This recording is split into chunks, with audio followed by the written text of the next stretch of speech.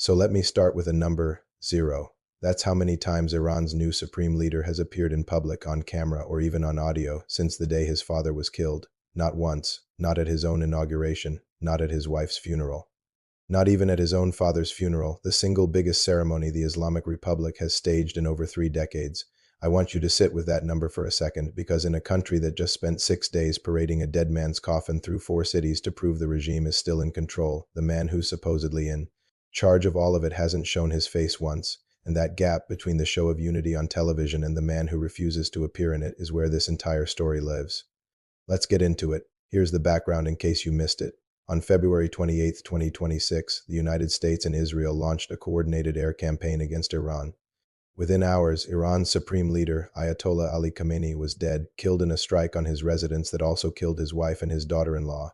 Iran's constitution has a process for exactly this moment, and within days, the assembly of experts moved fast, naming Khamenei's son, Mojtaba Khamenei, as his successor. There was just one problem nobody could say out loud at the time. Mojtaba wasn't in a hospital bed giving interviews about his recovery. He was in hiding, seriously wounded in the very same strike that killed his father, and 4 months later he still hasn't come out of it. Event number 1. Tehran opened a 6-day state funeral on July 4th, with Khamenei's coffin laid out beneath a glass case at the Grand Mosala Prayer Complex, the same venue where crowds once mourned Ayatollah Khomeini in 1989. The itinerary alone tells you how hard Iran is working to project strength. Ceremonies moved from Tehran to Qom, then across the border into Najaf and Karbala in Iraq, 2 of the holiest sites in Shia Islam, before ending in a burial in Mashhad, Khamenei's hometown. Iraqi provinces even declared official holidays so mourners could travel.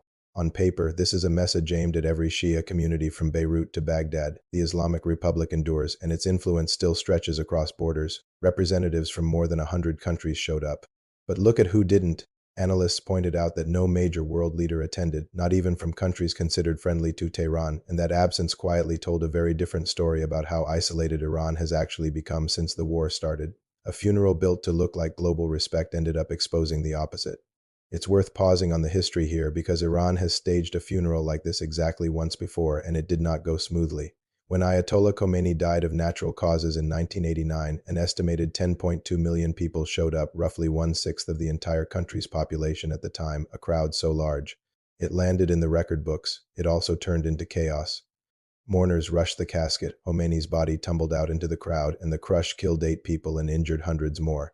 This time, Iranian authorities came prepared for exactly that risk. Security was heavy from the first day. Water mist fans were installed to manage crowds in 36-degree heat, and processions were tightly choreographed across multiple cities rather than concentrated in one overwhelming crush. That level of control tells you something on its own. This wasn't just a funeral. It was a security operation dressed up as a funeral, engineered specifically to avoid becoming the kind of uncontrolled spectacle that could embarrass a regime already struggling to look like it has everything in hand. Event number 2. Now here's where it gets genuinely strange, and it's the detail every single outlet covering this funeral kept circling back to. Mojtaba Khamenei, the man who's supposedly running the country, did not show up to his own father's funeral. He wasn't seen leading prayers. He wasn't seen walking behind the coffin. He wasn't seen at all, not even from a distance, not even in a brief clip on state television. Reporters noted that 3 of Khamenei's other sons, Mostafa, Maysam, and Masood, were shown visibly crying as the coffins were carried out of the Grand Mosala. Mojtaba wasn't among them, and this isn't the first time. Iranian media reported that he didn't even attend his own wife's funeral the week before, the same wife who was killed in the strike that nearly killed him too. Think about what that means. This is a man missing his own wife's burial and his own father's burial back to back, while state media keeps printing his face on posters across Tehran like nothing is wrong. Meanwhile, the crowd that did show up made its own mood very clear, and it wasn't grief alone. Reporters on the ground described mourners chanting revenge, revenge, and no compromise, no surrender, only revenge, and at one point a poet delivered a eulogy calling for the deaths of both the American president and the Israeli prime minister, telling the crowd it would be a disgrace not to kill the men responsible for Khamenei's death. That kind of rhetoric at the funeral of a man killed for months into a fragile ceasefire is not just an emotional outburst. It's a signal to whoever ends up consolidating power next about what kind of posture the base expects from Iran's leadership going forward. But not everyone in Tehran was swept up in it. Some residents told reporters they were deliberately ignoring the whole event, with one business owner in the city saying they'd rather spend the day relaxing with friends because, in their words, the regime was always going to put on a show regardless of how people actually felt. That split between a vocal minority demanding revenge and a quieter majority going through the motions or tuning out entirely is its own kind of warning sign for whoever inherits control of this country. Event number 3. Here's the official explanation, and here's why it doesn't fully add up. U.S. officials said back in March that Mojtaba had been wounded and likely disfigured in the strike that killed his father. Reuters later reported he was recovering from severe facial and leg injuries, with some reporting suggesting he may have lost a leg entirely. That's a real serious injury, and nobody should expect a man recovering from wounds like that to be doing press conferences. But 4 months is a long time for a head of state to communicate with his own country only through written statements, never once using his own voice. Analysts noted that Iran actually had to artificially elevate Mojtaba's clerical rank to meet the constitutional requirement that a supreme leader must be a senior Islamic jurist, since he didn't hold that rank before the war. That's not a man who was the obvious heir for decades. That's a fast, engineered succession built in days for a candidate who then immediately vanished from public life. Put those two facts together and you get a very uncomfortable question. Is Mojtaba actually leading Iran right now, or is he a name being used to hold a seat while someone else decides what happens next? Look at why he was even the pick in the first place, because that choice tells its own story. Iran's Assembly of Experts, the clerical body constitutionally tasked with choosing a new supreme leader, had other, more senior, more experienced clergy it could have turned to in a moment of crisis. Instead, within days of Ali Khamenei's death, it settled on his own son, a man without decades of independent religious standing, without his own long track record as a jurist, without the kind of gradual public vetting that normally precedes a role this consequential in Iran's system. Analysts have read that decision as a signal in itself. Choosing a blood relative quickly under emergency conditions reads less like a considered succession and more like an attempt by the power centers around Khamenei, including hardline factions aligned with the Guard, to install a name they were confident they could work through and around, a completely independent senior cleric. With his own base of religious authority might have been harder to manage. A wounded, inexperienced son who owes his entire position to an emergency vote and who has been invisible ever since is a much easier figure to stand behind while the actual decisions get made somewhere else. Event number 4. And this is the part most coverage buried entirely, even though it might be the most important thread in the whole story. Multiple analysts said the real rebalancing of power in Iran has already happened, and it didn't happen toward Mojtaba. It happened toward the Islamic Revolutionary Guard Corps. One French researcher put it bluntly: the shift in power toward the Revolutionary Guards was already underway before the war even started, and what's happening now could accelerate it into something closer to a military-run state, wrapped in just enough religious symbolism too. Keep the Islamic Republic's branding intact. Iranian and regional reporting increasingly describes the IRG as the body actually dominating decisions on security, diplomacy, and war strategy, the exact decisions you'd expect a supreme leader to be making himself.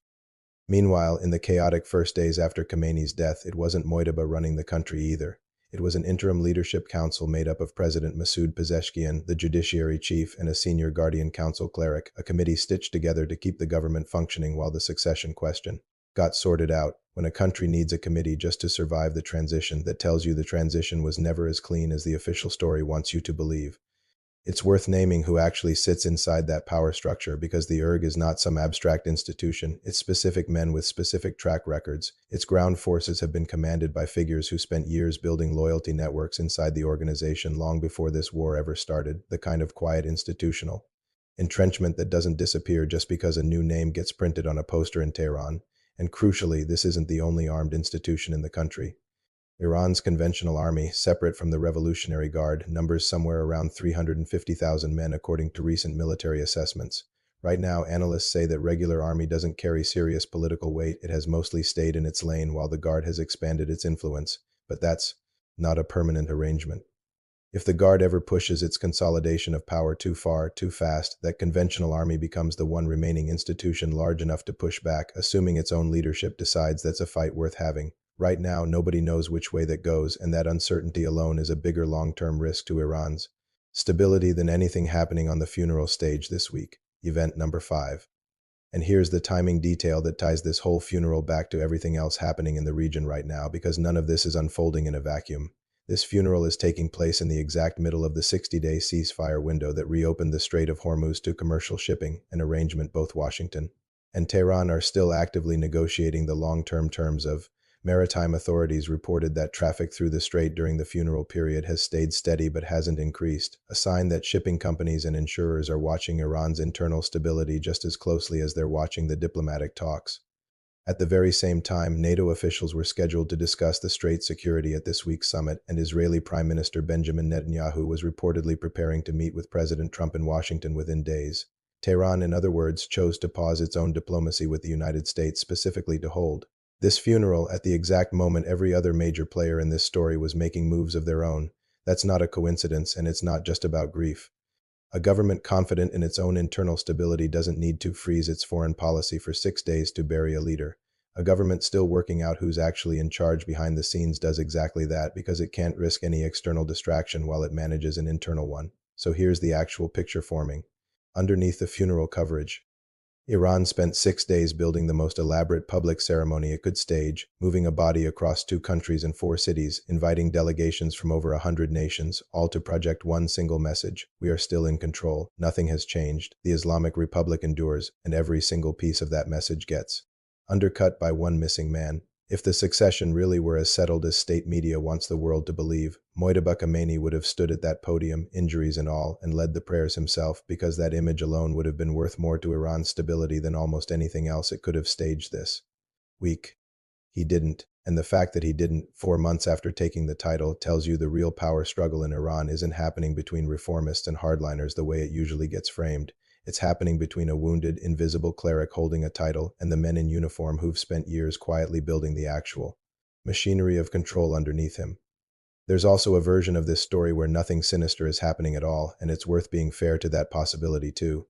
It is entirely plausible that Mojtaba Khamenei is exactly what the official account says he is: a badly wounded man, disfigured and possibly missing a limb, going through a long and painful recovery, understandably reluctant to appear in public looking like that while his country is still absorbing the shock of losing its founder generation leader. Grief and injury alone could explain for months of silence without any conspiracy attached to it at all. But even that more innocent explanation doesn't actually resolve the deeper question this story raises. Because whether Mojtaba is silent by choice, by injury, or because someone around him has decided silence serves them better, the practical result is identical either way. For 4 straight months, the day-to-day decisions of one of the most consequential governments in the Middle East have been made by people other than the man whose name sits on the title. So here's the real question, and it's not the one being asked in most of the coverage right now. The question isn't whether Iran survived Khamenei's death, because clearly on paper it did. The real question is this: if the man officially running the Islamic Republic hasn't spoken a single word out loud in 4 months, hasn't shown his face at his own wife's funeral or his own father's funeral, and needed his religious credentials manufactured just to qualify for the job, then who is actually making the decisions in Tehran right now? Is it the supreme leader whose name is on the posters? Or is it the men in green uniforms standing just outside the frame, who've been quietly running security, diplomacy, and war strategy while the cameras stay pointed at a coffin instead of a leader?